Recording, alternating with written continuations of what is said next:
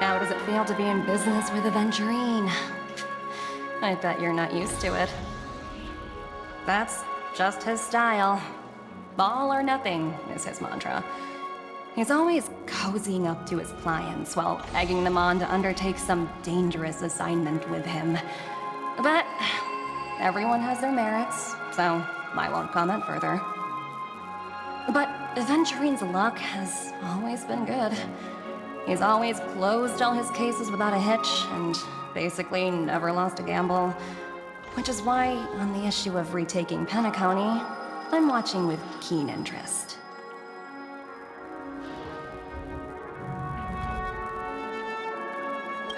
Of course. It's business after all. What's important is where you're seated at the table. As for the two cases, apologies, but I don't have much info on them either. All I can do is ask you to keep digging for more details.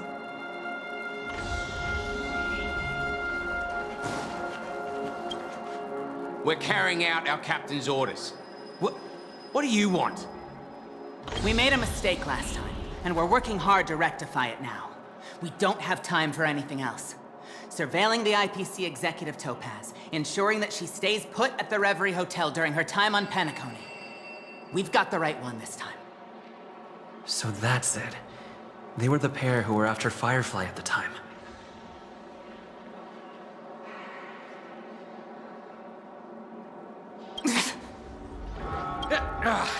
It's you again. Back for more trouble? Well, spit it out. Stop So you know each other. Why do you keep running into people you've beaten up before?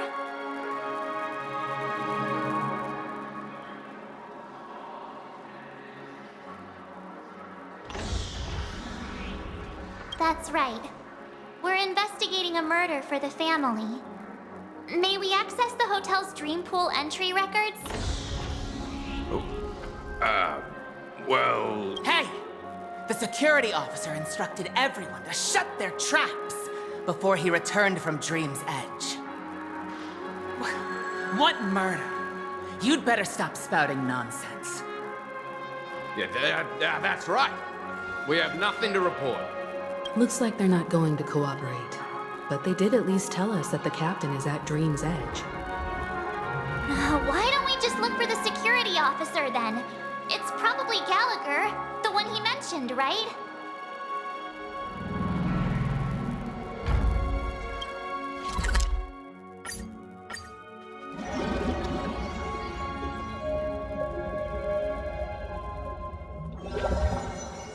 Such tight security. I bet they're stumped by the case as well. Apologies. The Bloodhound family is running an investigation up ahead. No, hold on a minute. I think I've seen you before. The gray... How much trouble have you stirred up exactly on Penacony?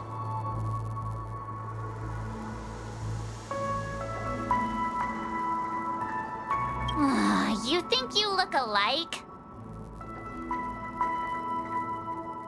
Wait, are you for real?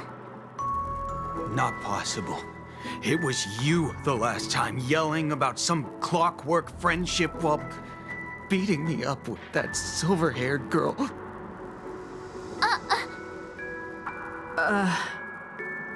I'm not letting you get by this time.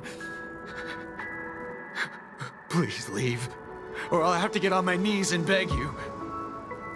Huh? What kind of heinous crime have you committed now? Hold on, sir. We have documents authorized by the family that would aid your investigation. If it wouldn't trouble you, could we see this Mr. Gallagher? Who exactly is this Gallagher you keep talking about? There's been a few people mentioning this name. Even the one with the gray hair. He didn't send you all here? It was the security officer who dispatched us. That's all I can divulge. He'll do. He's the one we've been looking for. Sorry, no can do. The boss said that since it's a matter of the family's reputation, no one's allowed through. Everyone, please leave. There's really no need for us to make things difficult for each other, right? We're really sorry for troubling you. Let's think of another way. Another way. That's it! Didn't they say something about that? What was it? Clockwork? That got this guy to change his mind. Can you perform it again? That, clocky magic. Please?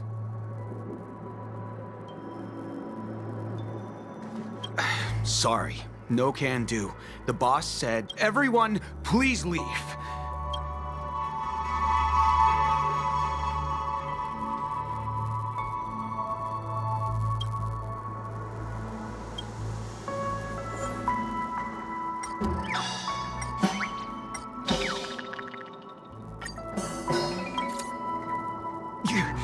You lot insist on doing this. Sorry, but human lives and the family's reputation are at stake. It is imperative we know everything about the case. No, I meant to say... Do I really have to get down on my knees and grovel?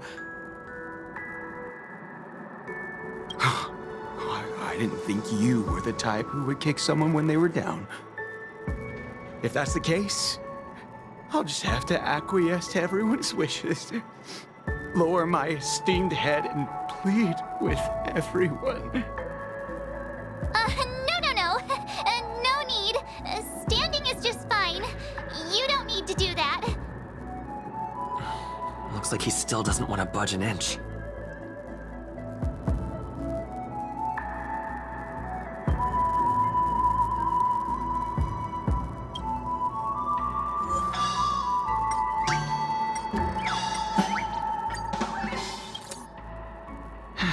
Let me see what time it is now. Whoa! It's this time already. Time to clock out! And no one's gonna stop me.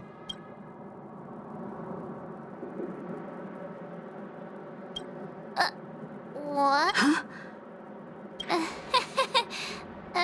This clockwork trick of yours. At least he won't be getting in our way again. Let's go find that Gallagher and ask him the intricacies of the case. I was wondering what all the commotion was. Huh. Oh, it's you guys. Welcome. Since you made it here, what can I do for you? Hello, Mr. Gallagher, sir. Judging from your tone, it sounds like you were expecting us. Miss Himiko, you're too polite. There's no need to call me sir. Mr. Gallagher, you even know my name. Of course I do. You folks are from the legendary Astral Express and honorable guests of the Watchmaker. I had an encounter with this gentleman in the Golden Hour. I remember that little silver-haired girl was there too. I'm sorry for what happened to that kid.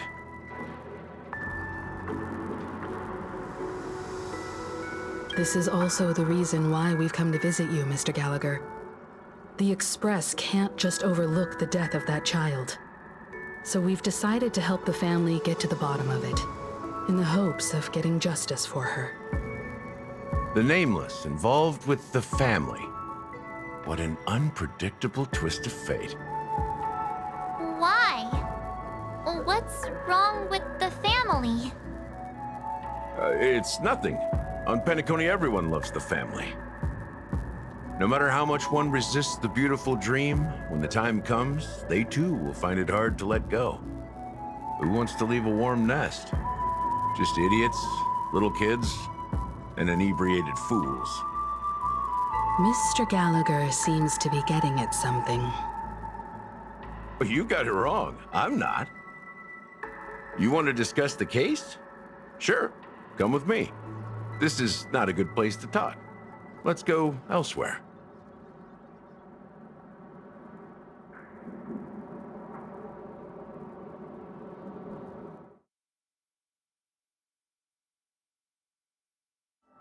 Even after that chilling tragedy, this dream is still running effortlessly. Other than the family of the Harmony, it's hard to imagine any other power in the universe that could sustain a building of such magnitude. The family itself is a huge, perfect building. Like a living idol. Each member of the family sees themselves as a piece of the divine puzzle, revolving around a singular core and a shared ideal. Under their command, they loyally fulfill their roles, offering themselves while also receiving sustenance in return. Interesting analogy. Perhaps that's why Penacony's beautiful dream has persisted for so long. The human body has its limits, and so does the divine's. That doesn't sound like the kind of comment a Galaxy Ranger would make. Just pointing out the facts. Mr. Yang will definitely have a better sense of what's going on than I do. Why do you say that, Miss Acheron? The beautiful dream is crumbling. But not because of a particular eon, a particular faction, or a particular visitor. Its collapse stems from a certain inevitability of human nature. The family refuses to acknowledge this, and it has ultimately backfired and become a catalyst. As people immerse their souls in the dreamscape, where consequences and pain cease to exist, and only ease and pleasure prevail, they draw closer and closer to necrosis. Regardless of the perceived bliss, death looms as the inevitable conclusion. Also, this necrosis will diffuse and spread. One piece of the puzzle's mutation will eventually cause the entire building to shake, break, and crumble. In the end, the dreams that people built in the name of freedom became the cage that imprisoned them. I'm sure you've gained a lot from this trip, Miss Acheron. Are you willing to share your findings with me? Of course. That's if I remember.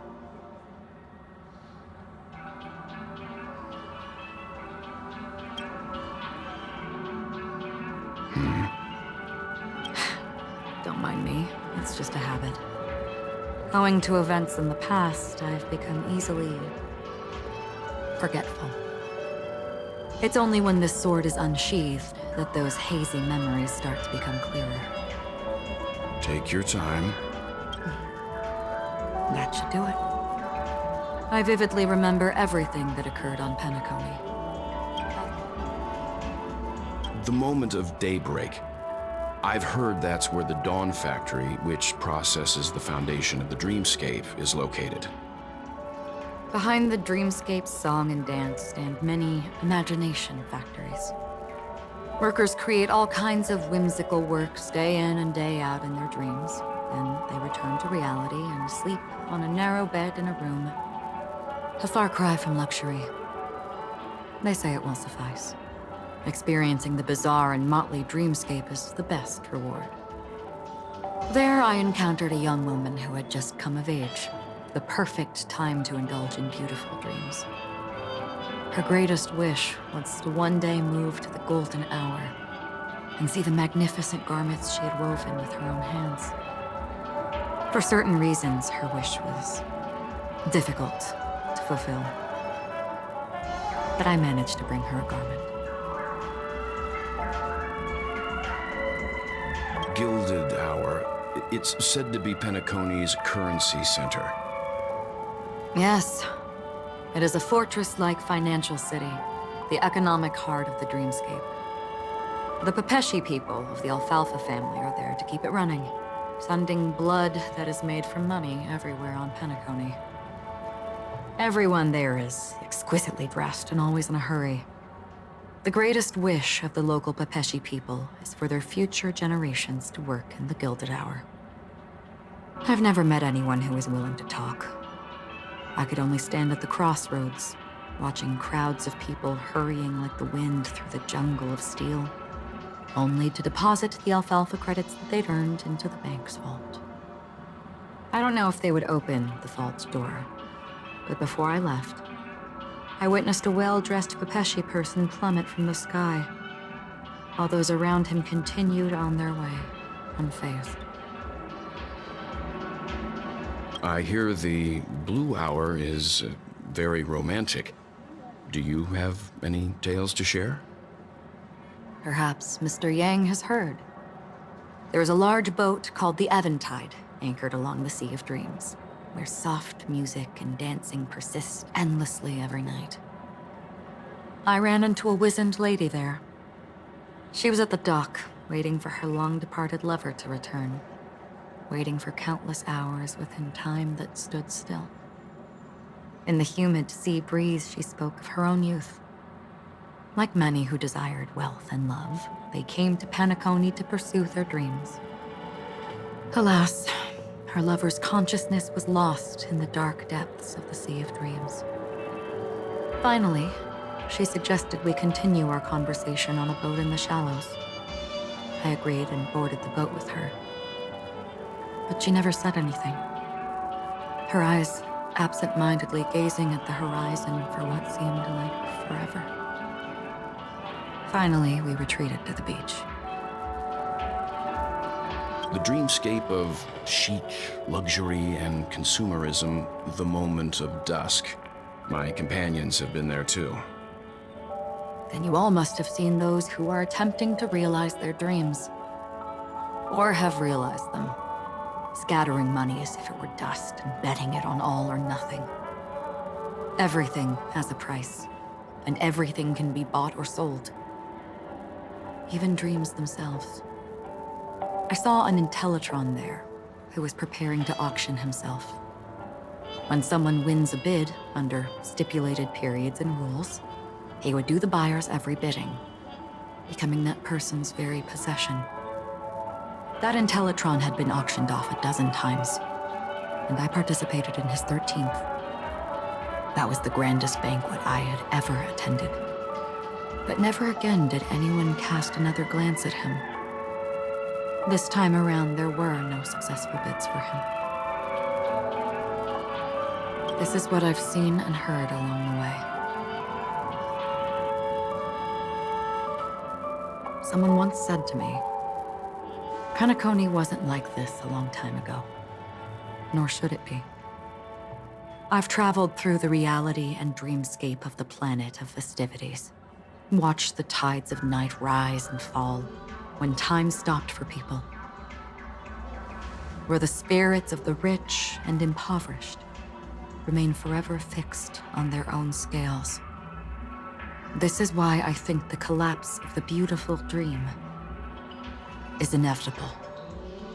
There might be a way to change everything.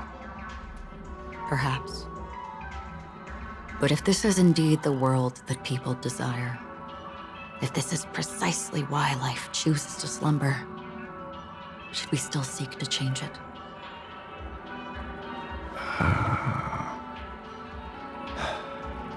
Miss Acheron, now it's my turn to share a story with you. There was a man from my homeland who, at a time when the world was grappling with deep, unhealable pain, made a choice. He wove together the dreams of everyone in the world, linking people's dreamscapes, and shouldered this burden himself. From this, he created a giant, a spiritual atom. And since that moment, the giant stood between heaven and earth, becoming the pillar of the world's existence. As a price, those who found it hard to move forward, who could not advance, forever lost their future. They slumbered in a dream, devoid of disaster and pain, living out their days peacefully in the man's created utopia. And it is because of the wishes of those people who wished not to awaken that this spiritual atom became unbreakable. And yet, you stand here right now, which also means that man failed. Because people must always move towards the future. Even if human weaknesses make them pause when they truly cannot move forward, humanity will eventually seek a way to save itself. And that man, he was never a failure. Like everyone in that world, he etched the possibilities of human nature into his heart. He was the sun chaser of legend, soaring towards the sky and embracing his final victory with his fall. He ascended to heights uncharted, only to come face to face with the sun, a place not visited by anyone before. His wings would melt because of it, only for him to fall into the sea. And after that, countless others would surpass him, soaring to even greater heights. A fitting metaphor for the Nameless's trailblazing spirit. Thank you, Mr. Yang. I know what you wish to confirm. The universe has innumerable similar, yet different worlds. In these worlds, there are innumerable people who look alike, yet don't. I, too, have embarked on journeys, encountering old friends with familiar faces on different worlds, witnessing their destinies follow paths similar to mine. So I will tell you, even if not completely similar, the story you just told, it overlaps with my past. And within that abyssal dream, I ended that man's life. Alone.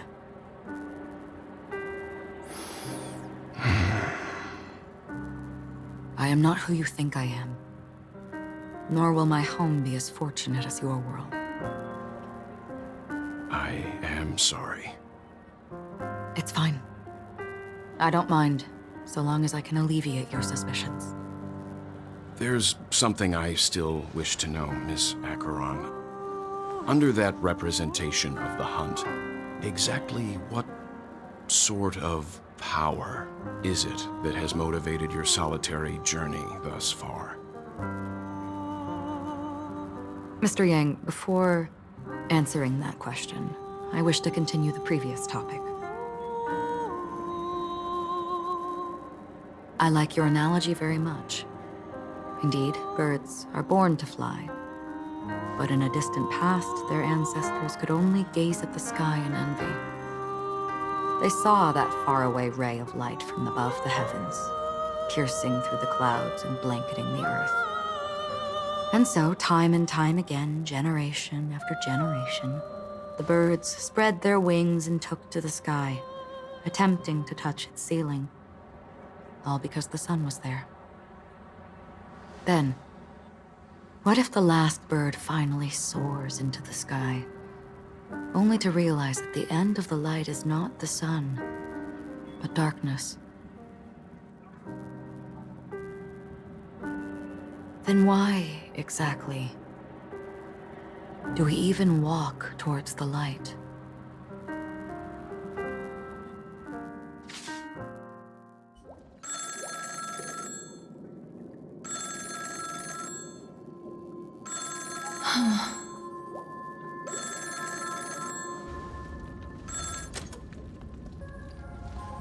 Long time no see.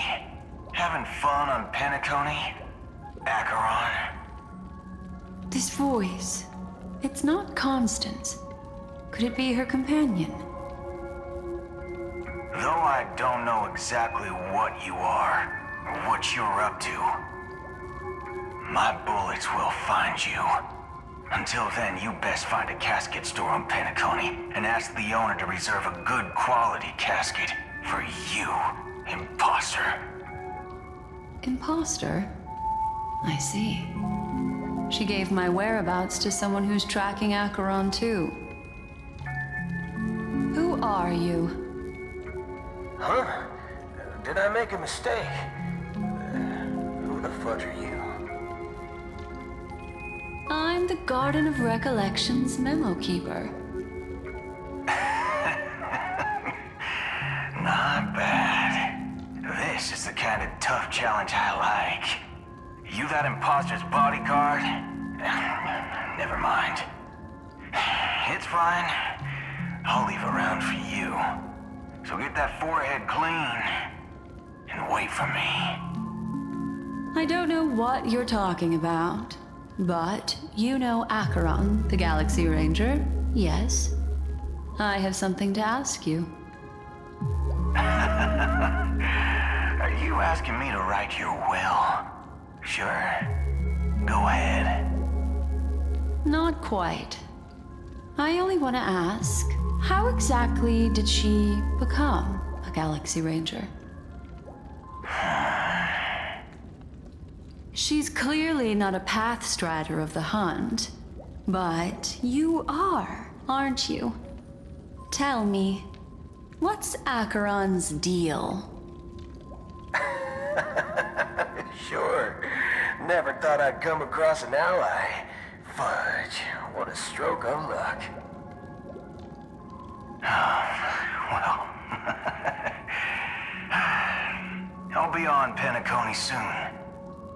Memo keeper, go buy a bottle of Asdana's white oak and warm it up, and I'll raise a glass to you. That lady's passed. Well, nobody knows. But if all you want is a simple answer, sure, you best get a chair and take a seat. That woman, named Acheron, is an emanator who should not exist.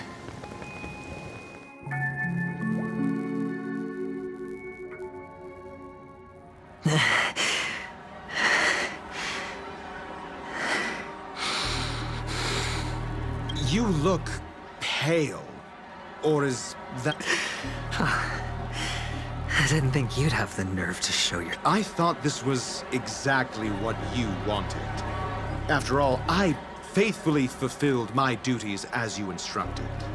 Just tell me if you can't hold on any longer. So, the genius of the Council of Mundanites wants to be my Undertaker now. My... what? Yes. And I'm pretty sure the people at the Strategic Investment Department would love to be notified of your death in due time. But let's not forget, you won't be seeing them, because I'm the manager of this task. Great. Then tell your people that Aventurine is ready to go in 17 system hours. Oh, you've got a lot of nerve. How exactly do you plan on completing your task while your hands are tied by the Harmony? Well, my conversation with Sunday convinced me that there's a traitor in the family. That they hold the secrets of Penacony. So, I took the opportunity to set everything in motion. I even managed to recover the gift money. Things haven't gone this smoothly since I walked through the doors of the Reverie. Now I'm only one step away from victory. Let's just... Sounds like a very elaborate... That's all I can say. Have you forgotten, Doctor? Go. Do what you must. I look forward to the sight of the IPC fleet surrounding Penacony. That's true, but what's your plan? Did you conceal an orbital support beacon in that gift money bag? Well, who knows? Maybe that's why I'm handing out cash even when I'm about to bite the dust. You are indeed a gambler. Maybe I am. Fine. Here, take this. Open it when you're on your last legs. You'll thank... What's this? Medical advice?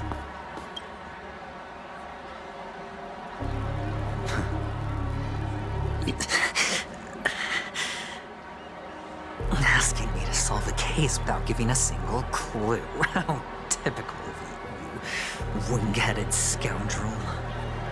But the way you're all on edge about that stowaway, it's just as I guessed it would be.